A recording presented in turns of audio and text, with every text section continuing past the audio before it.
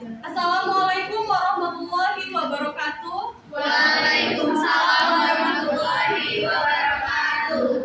Halo semuanya, selamat siang.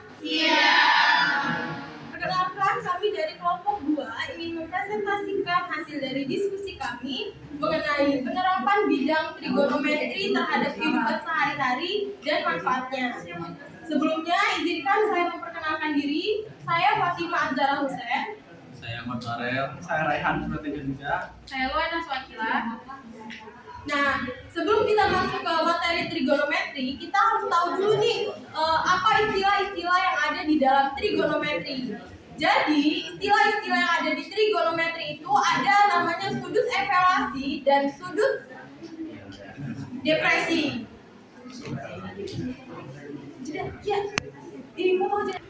Nah, jadi dalam trigonometri itu ada beberapa istilah. Nah, ada istilah sudut elevasi dan sudut depresi. Sudut elevasi adalah sudut yang terbentuk antara garis lurus mendatar dengan posisi pandangan pengamat ke atas. Misalnya nih, ada pengamatnya. Nah, dia itu melihat suatu menara atau suatu gedung. Nah, ini sudut mendatarnya. Garis miring. Nah, di sini ada sudut. Nah, sudut inilah yang dinamakan sudut elevasi. Nah, yang kedua ada sudut depresi. Sudut depresi itu adalah sudut yang terbentuk dari garis mendatar dengan posisi pengamat pada pandangan yang ke bawah. Misal, di sini ada pengamat, dia itu melihat suatu objek di bawahnya. Ini garis mendatar. Sini ada pengamat. Nah, dia tuh melihat suatu objek nih di sini.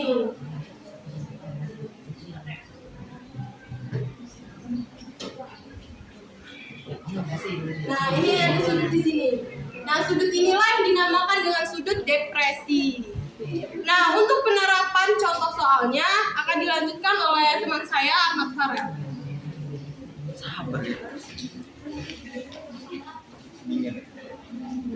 Jadi kita masuk ke contoh soal dari sudut elevasi. Jadi contoh soalnya ada suatu gedung tingginya 120 meter dilihat dari suatu tempat dan sudut elevasinya 60 derajat. Maka jarak orang dan dengan gedung tempat orang melihat itu adalah, bisa kita ilustrasikan. Misalnya ini gedungnya.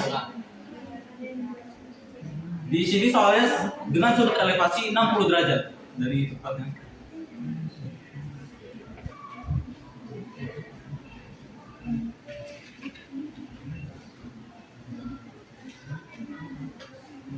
Tingginya 120 meter. Pertanyaannya adalah berapa jarak dari tempat orang melihat tersebut ke gedungnya? Jadi yang ditanya adalah bagian samping itu. Yang diketahui ada bagian depannya dan sudut elevasinya. Jadi kita bisa gunakan tan 60 derajat.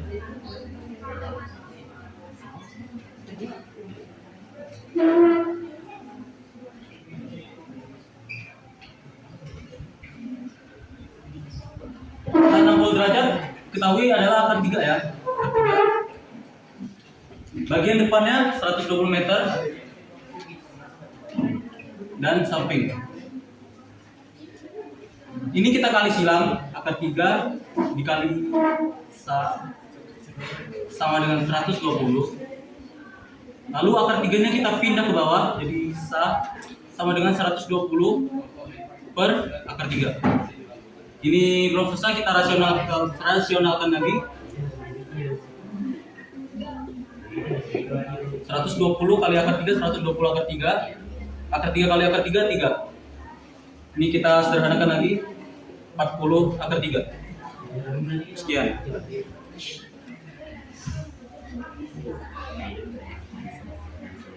Nah, itu tadi penjelasan contoh soal mengenai sudut elevasi. Nah, selanjutnya mengenai sudut depresi akan dijelaskan oleh rekan saya yaitu Raihan. Saya akan menjelaskan salah satu soal dari sudut depresi. Pertama adalah seorang anak menaikkan layang-layang dengan benang sepanjang 250 meter bila sudut dibentuk oleh benang tadi dan arah mendatang adalah 60 derajat, maka tinggi layang-layangnya adalah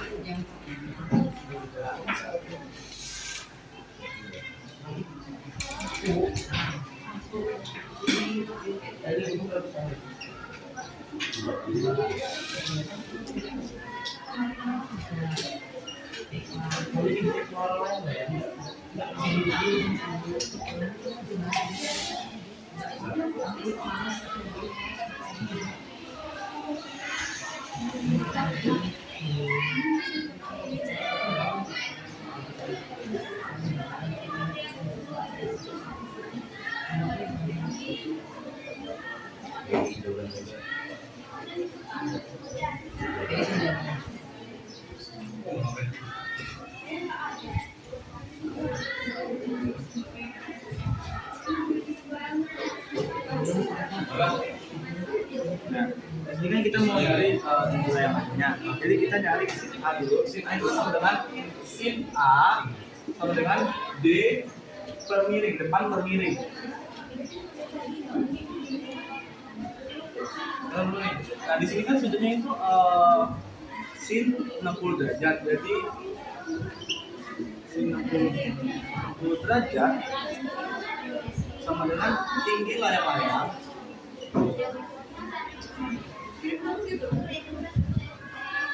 Nah, ya. Sama dengan per 250. Nah, di sini kan nilai sin per 60 itu adalah akar per 2. Sama dengan tinggi layang-layang kita ini dibayarkan dengan H.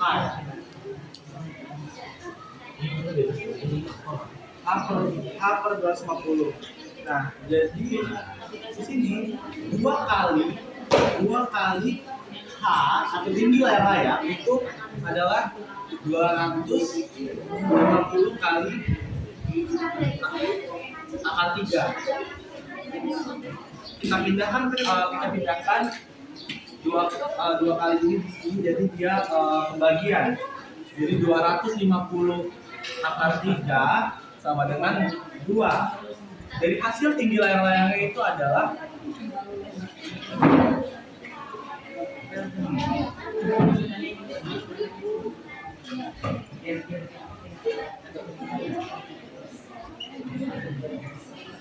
hasil tinggi layang-layang adalah 125 akar 3 meter. Ya. Oke, dari penjelasan tadi, adapun manfaat dari perbandingan trigonometri di kehidupan sehari-hari yang akan dijelaskan oleh Puan.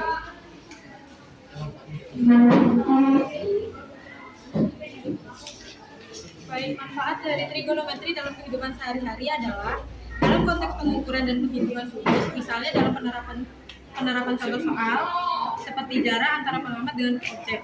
Yang kedua, dalam bidang arsitektur, trigonometri digunakan untuk merancang bangunan dengan presisi sudut dan proporsi yang tepat. Ketiga, dalam navigasi, trigonometri membantu dalam perhitungan jarak dan arah. Sekian manfaat yang bisa saya sampaikan.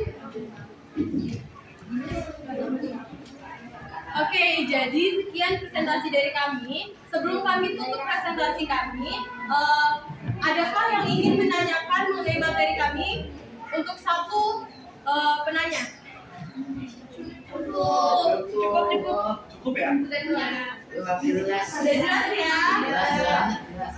Oke, makasih atas perhatiannya. Kami minta maaf jika ada kesalahan. Kami tutup. Wassalamualaikum warahmatullahi wabarakatuh.